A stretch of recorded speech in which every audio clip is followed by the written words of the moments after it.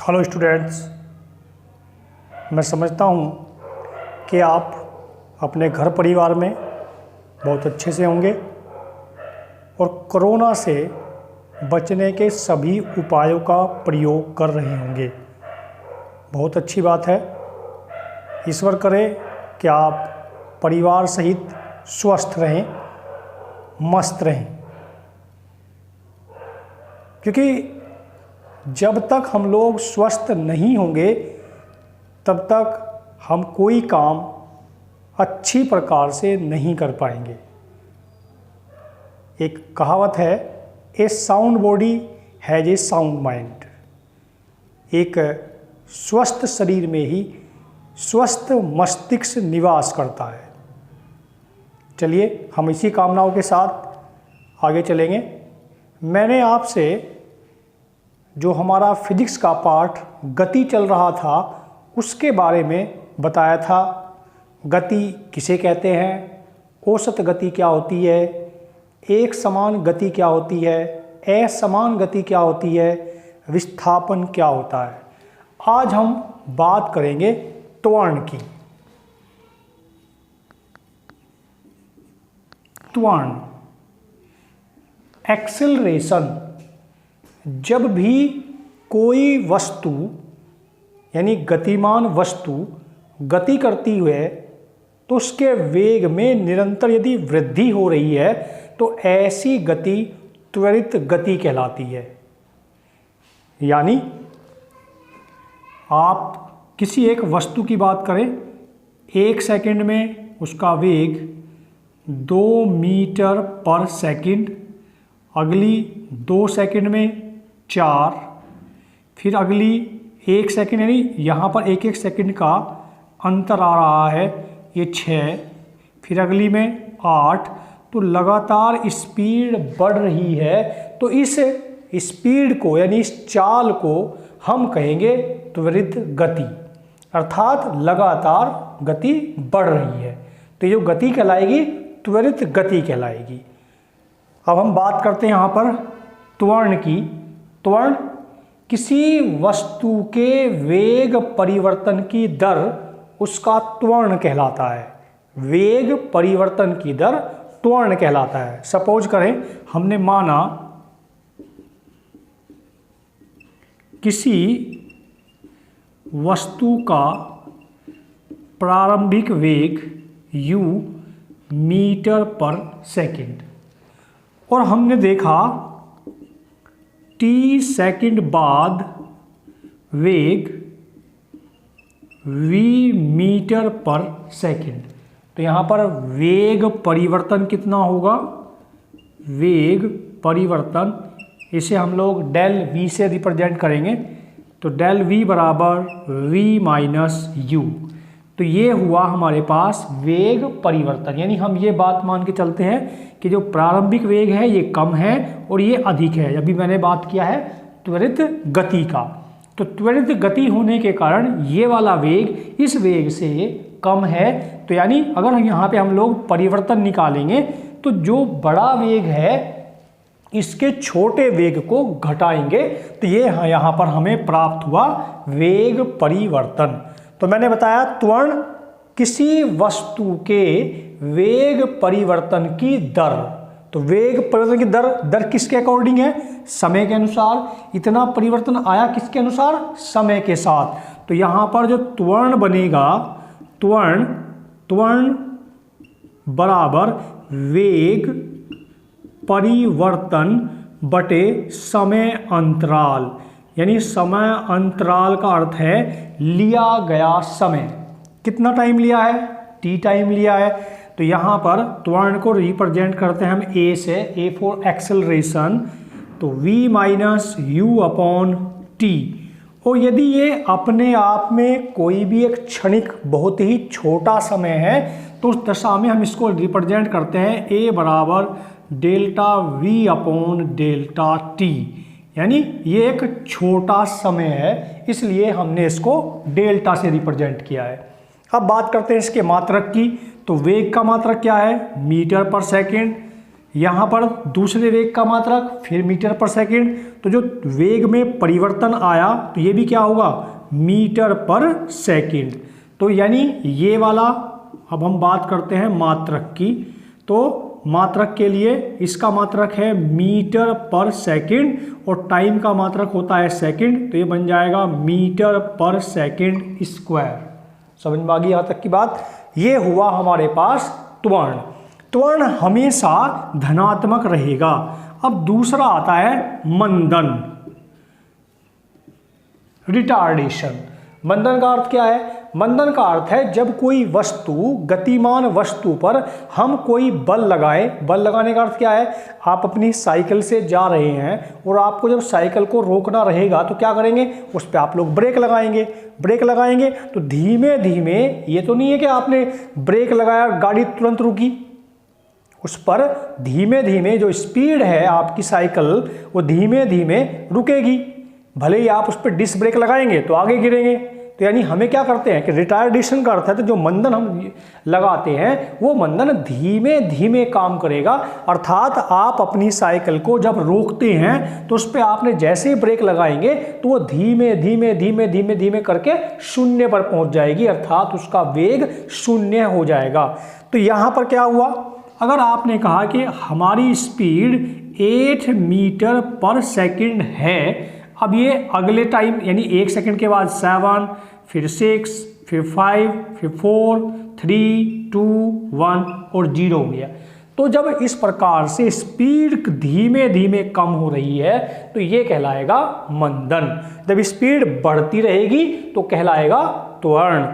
यानी जब भी, यानी उस गति को हम त्वरित गति कहेंगे जब कोई वस्तु समय के साथ साथ अपनी गति को बढ़ाती है। यानी किसी वस्तु की गति अगर समय के साथ बढ़ती जाती है तो उसकी गति कहलाती है त्वरित गति। और जब भी वस्तु की स्पीड यानी गति समय के साथ साथ कम होती है तो उसकी गति कहलाती है मंदित गति। अर्थात उस समय मंदन काम करेगा और जब स्पीड बढ़ेगी तो तब काम करेगा त्वरण। ये बात समझ में आ गया। अब यहाँ पे हम बात करते हैं गति की समीकरण की। हमारे पास यहाँ गति की 3 समीकरणें होती हैं। जिन समीकरणों का बनाना यानी उनकी व्युत्पत्ति करनी होती है हमें, वो भी हम बात करेंगे। हम बात करते हैं गति की समीकरण। गति की समीकरण, हमारे पास गति की 3 समीकरणें होती हैं। पहली समीकरण v बराबर u प्लस at। दूसरी समीकरण s बराबर u plus ut plus half at square. तीसरी समीकरण v स्क्वायर बराबर u स्क्वायर प्लस 2as। ये हमारे पास 3 गति की समीकरण है, जहाँ पर v u है वस्तु का प्रारंभिक वेग, v है वस्तु का अंतिम वेग, a है त्वरण, s है चली दूरी, t है लिया समय यानी समय। यहाँ पर हम 5 राशियों के संबंध में क्रियाएं करेंगे, यानी u v a s t, यही 5 है। v u a t 4, एक s u t और a 4, v u a s 4। यानी यहाँ पर जो टोटल हमारे पास राशियाँ हैं, हम लोग 4 राशियों के बारे में बात करेंगे यहाँ। तो हम बात करते हैं गति की प्रथम समीकरण। गति की प्रथम समीकरण यानी हमें इसकी व्युत्पत्ति करनी है, इसे हम लोग प्रूफ करेंगे अपने पास से। हम जानते हैं, हमने माना कि कोई गतिमान वस्तु जिसका प्रारंभिक वेग u है, t समय बाद वह v वेग प्राप्त कर लेती है और जो उसकी गति है वो त्वरित गति है। ठीक है, हमने माना कोई गतिमान वस्तु u प्रारंभिक वेग से गति करती है जो त्वरण a के सापेक्ष गतिमान है। यानी ये त्वरण a के अंतर्गत गतिमान है। t सेकंड बाद v वेग प्राप्त करती है। अर्थात गति जो करती है वो त्वरित गति है और ये t सेकंड के बाद इसका वेग v हो जाता है। तो यहां पर वेग परिवर्तन कितना हुआ? वेग परिवर्तन डेल्टा v माइनस u। मैंने बताया भी था कि जब ये वाला वेग बड़ा होगा तो वेग परिवर्तन v माइनस u आएगा। ठीक है, अब यहाँ हम बात करेंगे जब वस्तु a के सापेक्ष गतिमान है, यानी त्वरण उसका a लगता है, तो हमें पता है कि जो त्वरण होता है a बराबर v minus u upon T. इनकी क्रॉस मल्टीप्लिकेशन करेंगे तो v माइनस u बराबर a टी। इसको इधर ले जाइए तो v बराबर u प्लस a टी। ये गति का पहला समीकरण व्युत्पन्न हुआ। समझ में आ गई यहाँ तक की बात। अब हम बात करेंगे दूसरे वाले की। दूसरे वाले गति की समीकरण, इसको हम लोग बोलते हैं गणितीय रूप।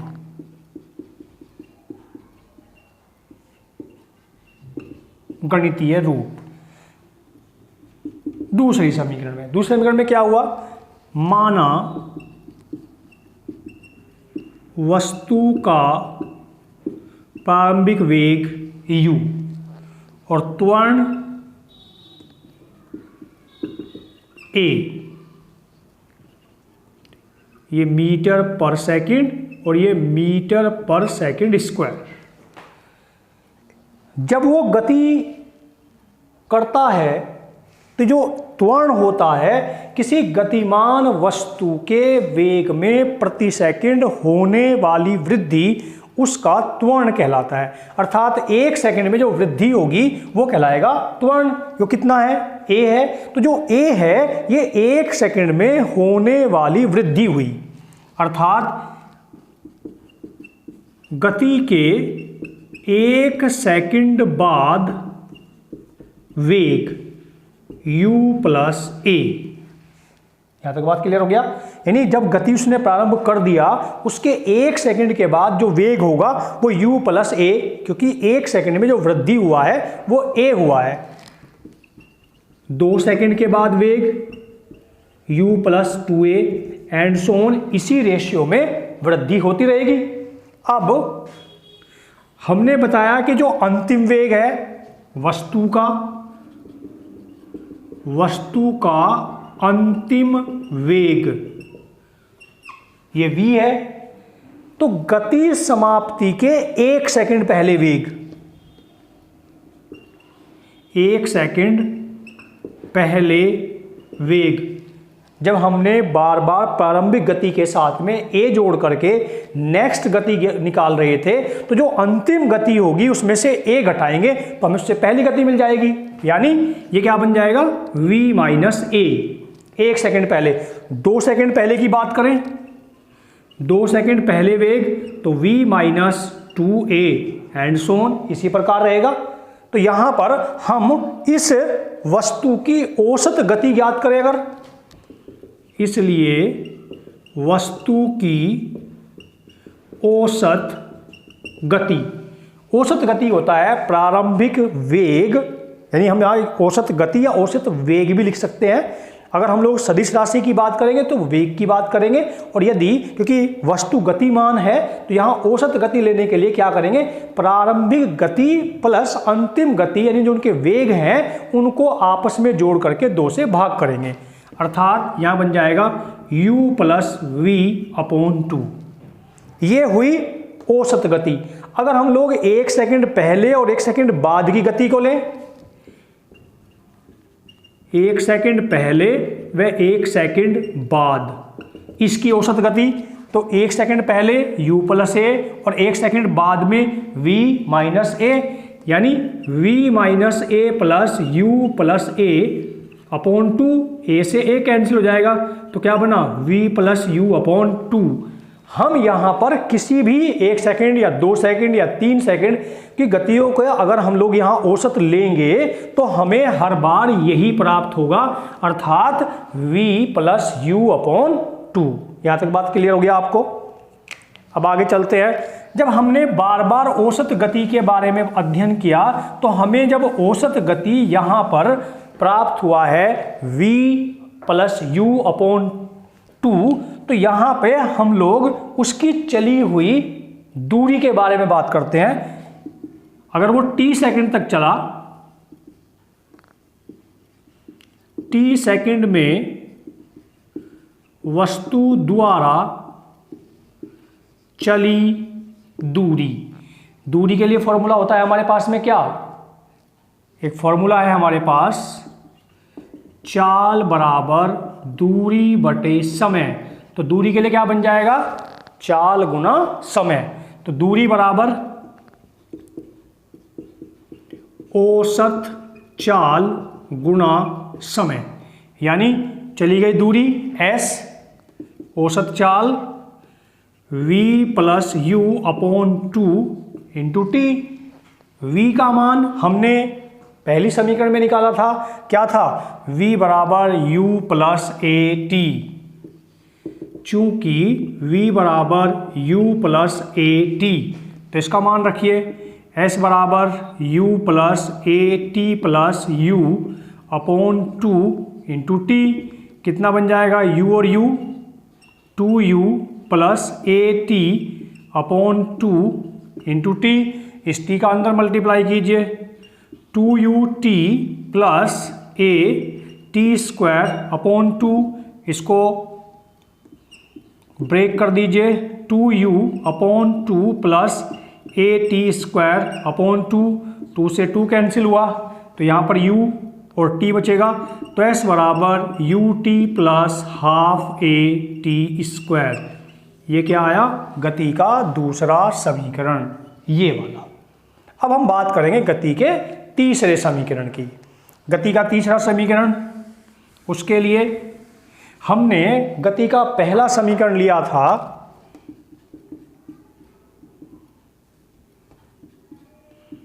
चूंकि पहले समीकरण में v बराबर u प्लस ए टी, यही तो प्राप्त किया था हमने। अब क्या करेंगे, दोनों ओर का वर्ग करने पर,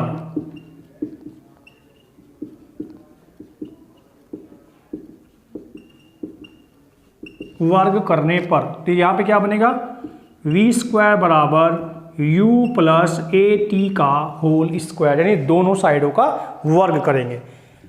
हमने मैथ्स में एक सूत्र पढ़ा था a प्लस बी का होल स्क्वायर, अर्थात a प्लस बी। तो क्या पढ़ा था, a square plus 2ab plus B square. उसी के अकॉर्डिंग इसको ओपन करेंगे तो यहाँ पर बन करके आएगा हमारे पास v स्क्वायर बराबर ये a और ये b, u का square plus 2u a t plus a square t square. यहाँ तक बात क्लियर है।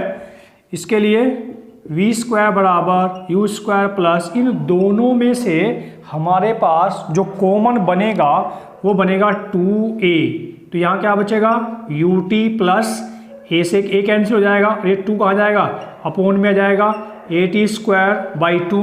ये वाला कौन है, हमारे गति का सेकंड समीकरण, यानी किसके बराबर, s के बराबर। तो ये बनेगा यहाँ पर v स्क्वायर बराबर u स्क्वायर प्लस 2as। ये गति का कौन सा समीकरण, तीसरा समीकरण तैयार हुआ। ठीक है। अब यहाँ हम बात करते हैं जो हमारे पास में तीनों समीकरण आई, तीनों समीकरण है v बराबर u plus A T, s बराबर U T plus half A T square और v स्क्वायर बराबर u स्क्वायर प्लस 2as। अब यहाँ यदि हम बात करें गुरुत्व के अंतर्गत। गुरुत्व यानी अगर कोई भी वस्तु फ्री फ्लो आप छोड़ेंगे ऊपर से नीचे की ओर, तो वो क्या होगा, पृथ्वी के गुरुत्वीय आकर्षण जो बल लगता है उसके कारण नीचे आएंगी। जैसे हमने बात किया था गुरुत्वीय यानी त्वरण के बारे में, मैंने बात किया है इससे पहले, गति की समीकरण से पहले, तो वहां पे हमने त्वरण को पढ़ा था, किसी वस्तु के वेग में प्रति सेकंड होने वाली वृद्धि उसका त्वरण कहलाता है। यहाँ पे क्या बोलेंगे, गुरुत्वीय त्वरण यानी पृथ्वी के कारण, अर्थात किसी गतिमान वस्तु को यदि हम फ्री स्टेट में अर्थात विराम अवस्था से छोड़ते हैं और वस्तु जब ऊपर से नीचे की ओर आती है तो उसकी वेग में प्रति सेकंड होने वाली वृद्धि कहलाता है गुरुत्वीय त्वरण। मुक्त रूप से गतिमान वस्तु के वेग में प्रति सेकंड होने वाली वृद्धि कहलाता है गुरुत्वीय त्वरण, जिसे हम रिप्रेजेंट करते हैं जी से। गुरुत्वीय त्वरण, इसे हम जी से रिप्रेजेंट करेंगे।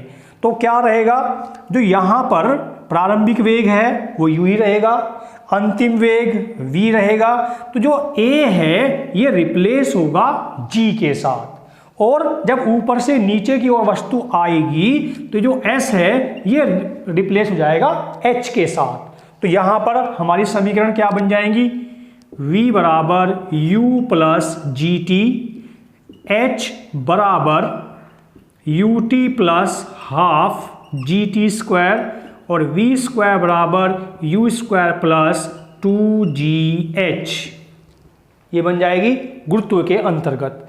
अब यदि हम कहें कि वस्तु मुक्त रूप से गति करती है, यानी जब हम लोग छोड़ेंगे तो विराम से जब जाती है, अर्थात जब ये यहाँ ऊपर था उस समय इसका वेग 0 था, लेकिन नीचे जब पहुंचेगा तो ये गुरुत्व के अंतर्गत गति करेगा, यानी विराम में होगा। तो विराम में होने का अर्थ है कि u बराबर 0, तो उस दशा में क्या बन जाएगा, v बराबर जी टी, h बराबर ये 0 बन जाएगा हाफ जी टी स्क्वायर, ये 0 बन जाएगा, v स्क्वायर बराबर 2gh।